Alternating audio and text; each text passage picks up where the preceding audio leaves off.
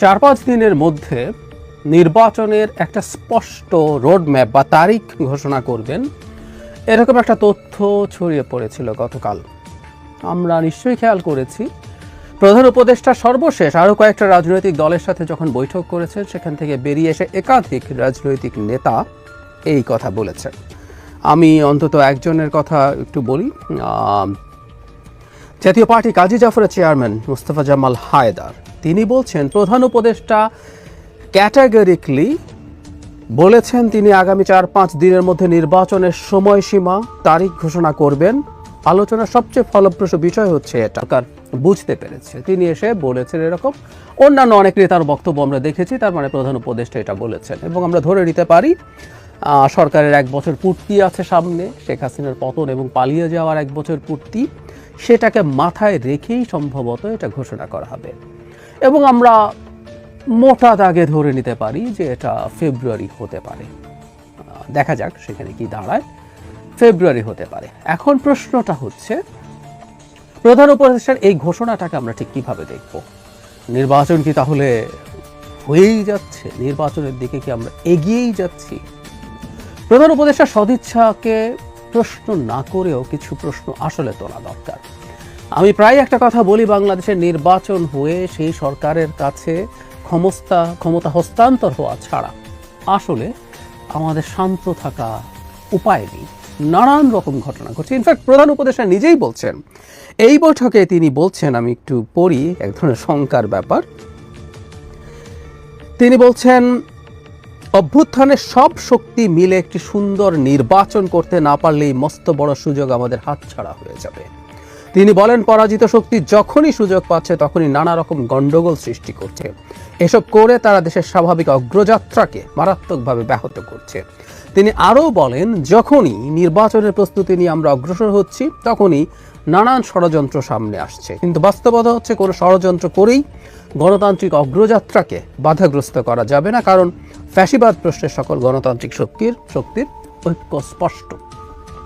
তিনি বলছেন কোনো রকম ষড়যন্ত্র দিয়ে এই অগ্রযাত্রা থামানো যাবে না, কিন্তু ষড়যন্ত্রের আলাপ তিনি আনছেন।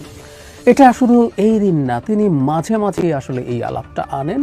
তিনি বলার চেষ্টা করেন এই ধরনের পরিস্থিতি তৈরি হচ্ছে এবং পতিত বা পরাজিত শক্তি, আমি পরাজিত শক্তির সংকটকে খুব বড় করে দেখানোটাকেও আসলে সঠিক বলে মনে করি না। প্রধান উপদেষ্টা এই দেশের সরকার প্রধান, তার কাছে প্রচুর তথ্য আছে, তার কাছে প্রচুর গোয়েন্দা রিপোর্ট আছে, সেটার ভিত্তিতে তার জানার কথা এক্স্যাক্টলি প্রবলেমটা কতটুকু আছে। কারণ কেন বলছি, আমি আগে বহুবার আমার অনেকগুলো ভিডিওর মাঝে মাঝে বলার চেষ্টা করেছি যে আওয়ামী লীগ যে পর্যায়ের শক্তি তাদের এখন আছে, কয়েকটা নির্দিষ্ট জায়গায়, গোপালগঞ্জ, ফরিদপুর, এরকম আরও কয়েকটা জায়গা হয়তো আছে যেখানে তারা খানিকটা অ্যানার্কি তৈরির চেষ্টা করতে পারে। গোপালগঞ্জ হয়তো অনেকটাই পারে, কারণ সরকার এখানে খুবই অবহেলা করেছে দীর্ঘ সময় ধরে। আর রাষ্ট্র যদি কঠোর হয় আসলে পেরে উঠবে না। যাই হোক, তারা কিছু কাজ করার চেষ্টা করতে পারে। আমরা এমনকি দেখেছি শেখ হাসিনার বিরাট উদাত্ত আহ্বানের পরও আওয়ামী লীগের লোকজন 5-7 জন 10 জন রাতের বেলা মুখ ঢেকে রাস্তায় দাঁড়িয়ে বা রুমে দাঁড়িয়ে এটা সেটা করছে। তাতে বোঝা যায় যে আওয়ামী লীগের আসলে বড় দূরেই থাকুক, মাঝারি না, মানে মোটা দাগে ছোট স্কেলেও কিছু করার কোনো স্কোপ আসলে নেই, সেই শক্তি নেই, সে সাহস নেই, সেই মানসিকতাও তাদের লোকজনের নেই। এটা খুব অস্বাভাবিক না। তাদের মধ্য পর্যায় থেকে নিম্ন পর্যায়ের নেতারা অন্তত নিদেন পক্ষে ভারতে পালিয়েছে, এখন কিছু টাকা পয়সা খরচ করে কিছু মানুষকে মাঠে নামানোর চেষ্টা করছে, কিন্তু নিজের জন্য এত বড় ঝুঁকি কয়জন নেবেন? সুতরাং আওয়ামী লীগ আসলে মেজর শক্তি না। এটা মানে অবশ্য আওয়ামী লীগের টাকা পয়সা, ভারত পরাজিত শক্তি বলতে কিন্তু শুধু আওয়ামী লীগও না, আমরা ভারতকে ধরে নেব। কারণ শেখ হাসিনার পতন এবং পালিয়ে যাওয়ার সাথে সাথে বিভৎস ভয়ঙ্কর পরাজয় ঘটেছে ভারতের পররাষ্ট্র নীতির। তারা তাদের প্রধান অ্যাসেটকে, সাউথ এশিয়ার অ্যাসেটকে হারিয়েছে। তো তারাও চেষ্টা করছে, তারা আওয়ামী লীগকে দিয়ে না, তারা হয়তো অন্য কোনো শক্তির মধ্যে ঢুকে অন্য কোনো শক্তিকে দিয়ে এই ধরনের কাজ করার চেষ্টা করবেন। এবং প্রধান উপদেষ্টা যত যাই বলুন না কেন, এই অনিশ্চয়তা সামনে আনাটাকে আসলে আমরা পছন্দ করব না।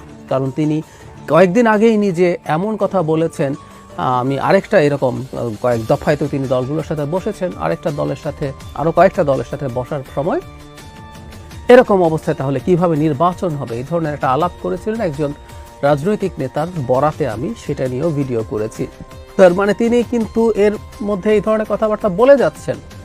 এবং যেটা জরুরি কথা, যে পরাজিত শক্তি বলি, পতিত শক্তি বলি, যারাই যা করার চেষ্টা করুক, আইন শৃঙ্খলা রক্ষা নিয়ে যে খুব ইন্টেন্সিভ কিছু করার চেষ্টা সরকার করছে তা কিন্তু না। আমি বরং ব্যক্তিগতভাবে আওয়ামী লীগকে যতটা দায়ী করব নির্বাচন বানচালের জন্য, তার চাইতে বেশি দায়ী করব যারা এই সরকারের থেকে, সরকারের আশপাশে থেকে সরকারের সুফল, মানে অন্যায় সুফল ভোগ করছেন তাদেরকে। বৈষম্য বিরোধী ছাত্র আন্দোলনের একজন নেতা চাঁদাবাজি করতে গিয়ে যখন ধরা পড়েছেন, তখন তার ফেসবুক স্ট্যাটাস নিয়ে লোকজন প্রচুর ফেসবুকে সেখান থেকে স্ক্রিনশট তুলে দিয়েছেন। তিনি নির্বাচন দেখতে পারেন না একদম। উনি অত্যন্ত নিচু পর্যায়ের একজন মানুষ হলে আমরা এই জায়গাটা, এই প্রবণতাটা খেয়াল করব, কারা নির্বাচন পছন্দ করে না।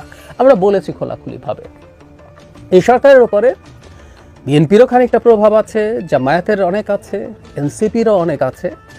একটা নির্বাচন যদি হয়, আমরা ধরে নিলাম তর্কের খাতিরে, যে কেউ বলেন, অবশ্য কেউ কেউ খোয়াব দেখছেন, খোয়াব বলছি, 91 সালে বিএনপি যেরকম জিতে গিয়েছিল, আওয়ামী লীগ জিতে যাবে এই পারসেপশনটাকে সরিয়ে রেখে, এই খোয়াব যারা দেখছেন তারা মনে করছেন বিএনপি হেরে যাবে। তারপর আমরা তর্কের খাতিরে ধরে নেই বিএনপি জিতবে। তো বিএনপি যখন জিতবে, এই সরকারের উপরে পূর্ণাঙ্গ প্রভাব তার তৈরি হবে। তখন ইতিহাসে প্রথমবারের মতো অকল্পনীয় রকম ক্ষমতা প্র্যাকটিস করা জামায়াতে ইসলামী আর এনসিপি তো মাত্রই তৈরি হলো, তাদের এই ক্ষমতাগুলো জাস্ট মুহূর্তেই উবে যাবে।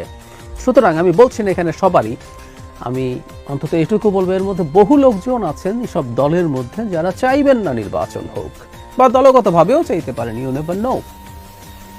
এর বাইরে বেশ কিছু মানুষ আছেন, এই দলগুলোর উপরে প্রভাব আছে, তরুণদের উপরে প্রভাব আছে, বা নিজস্ব সরাসরি প্রভাব আছে, সরকারের উপদেষ্টাদের উপরে প্রভাব আছে, সরকারের বিভিন্ন পর্যায়ে আমলাদের উপরে। তাদের তো প্রভাব কমে যাবে, তারা নির্বাচন কেন চাইবেন?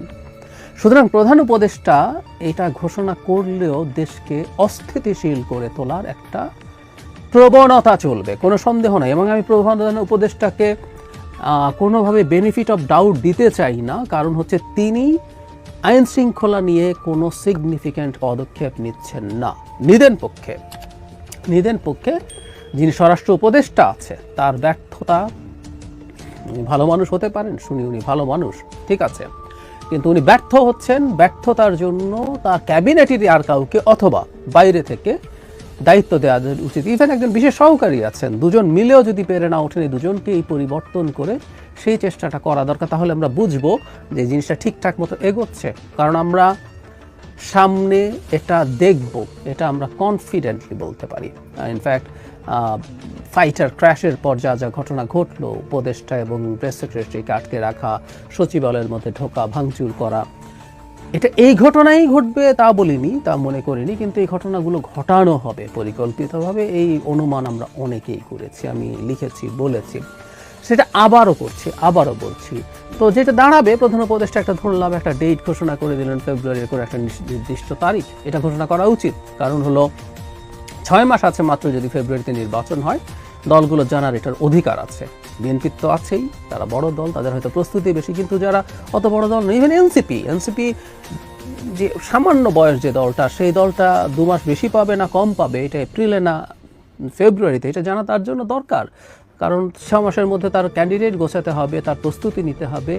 সো এই ঘোষণা চলে আসতে হবে। এখন দেয়া হলো, কিন্তু ওই যে বললাম, প্রেক্ষাপট বা পরিস্থিতি তৈরি করা হলো, বিশেষ করে আইন শৃঙ্খলাকে কেন্দ্র করে, যেটা আসলে নির্বাচন হবে কি হবে না, এই শোরগোল মাঠে থাকা রাজনৈতিক দলগুলো তোলার সুযোগ পাবে। এবং সরকারের নিষ্ক্রিয়তা, আমি যদি সফট ভাষায়ও বলি, যদিও আমি মনে করি সরকারের একটা অংশ আসলে এটার সাথে জড়িত আছে, এই পরিস্থিতি খারাপ হতে দেওয়ার পক্ষে। কিন্তু যদি ইউফেমিস্টিকলিও বলি যে সরকারের নিষ্ক্রিয়তা এই ধরনের আইন শৃঙ্খলার অবনতি ঘটাতে পারে, এবং এই ঘটানো হলে নতুন পরিস্থিতি তৈরি হতে পারে। কারণ দলগুলো তখন বলবে আমরা এইভাবে নির্বাচন করতে পারি না। এর মধ্যে এনসিপি আইন শৃঙ্খলার কথা বলছেন, জামায়াতে ইসলামের আমির বলেছেন, একাধিকবার বলেছি যে এইভাবে কিভাবে নির্বাচন হবে, সেই পরিস্থিতি তৈরি হতে পারে। সুতরাং প্রধান উপদেষ্টার এই যে ঘোষণার সম্ভাবনা সেটা হয়ে যাওয়া ভালো আমি মনে করি। আমরা অ্যাপ্রিসিয়েট করি, আমরা দেখতে চাইবো তার সদিচ্ছা আছে, কিন্তু এটার কারণেই সব হয়ে গেছে এতটা সন্তুষ্ট থাকা যাবে না। শুরুর দিকে বলেছিলাম, আবারও বলে শেষ করি, একটা অবাধ, গ্রহণযোগ্য, অংশগ্রহণমূলক, সুষ্ঠু অংশগ্রহণ, আমি আওয়ামী লীগের কথা বলছি না, অন্যান্য সব দল আসবে, এসে একটা নির্বাচন হবে। সেই নির্বাচনের মাধ্যমে বাংলাদেশে একটা গণতান্ত্রিক, নির্বাচিত গণতান্ত্রিক সরকারের কাছে ক্ষমতা হস্তান্তর হবার আগ পর্যন্ত আমাদের কোনোভাবেই শান্ত থাকা, নিশ্চিন্ত থাকা উচিত হবে না। এবং নানা রকম খেলা হয়তো আছে, আমি খুব সহজে আরেকটা ভিডিও করব সেটা নিয়ে। অনেকেই হয়তো অনেকভাবেই চেষ্টা করবেন নানান রকম পরিস্থিতি তৈরি করার জন্য। আমাদের সতর্ক থাকতেই হবে।